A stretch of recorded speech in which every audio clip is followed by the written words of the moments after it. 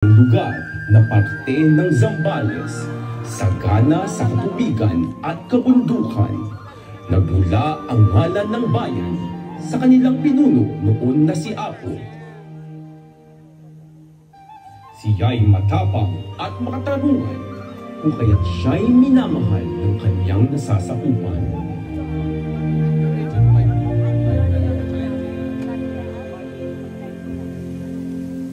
Isang gabi, nawala si Apo. Dinukot ng masasamang loob na dayuhan. Hinagilap at hinalungkot ang buong kagubatan.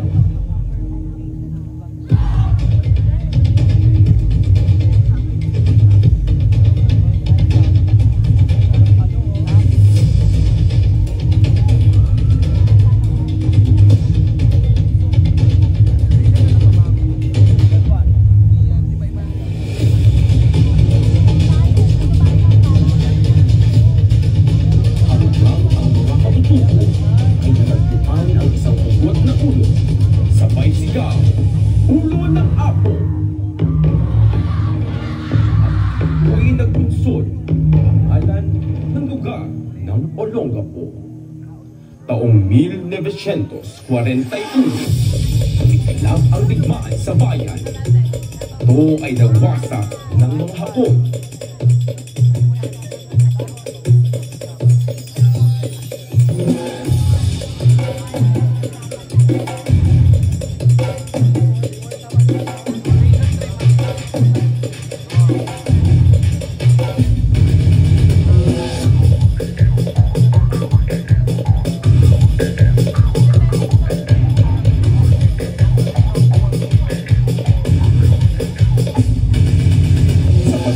Ng pwersang Amerikano na inaya ang bayan sa mga Hapon.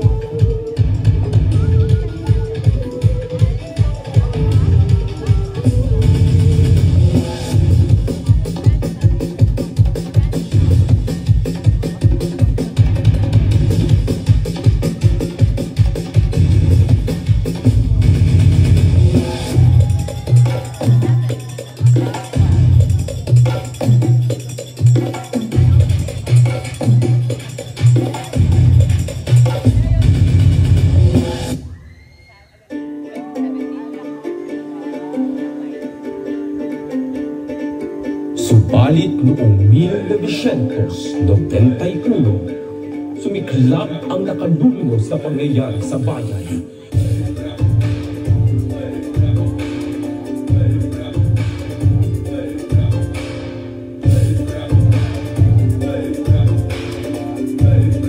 Sumabog ang Bulkang Pinatubo. Kumalat ang abog sa lugar. Nagdulot ng madilim na kaganapan. Naglaho ang liwanag ng araw, kasabay ng pagbuhos ng lahar at putik. Malakas na lindol din ang yumanig. Sa loob ng 36 na oras, kung tawagin ay madilim na Sabado. Ngunit ang Olongapeño ay hindi padadaig at lalong lalakas. Sa kasalukuyan, sa kabila ng mga pagsubok, ang mga tiga-Olongapo ay patuloy na bumabangon at kapit-bisig. Marami mang dago, marami mang balaki.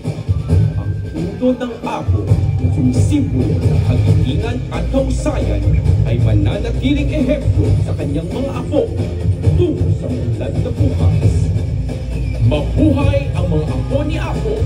Mabuhay ang lungsod ng Olongapo!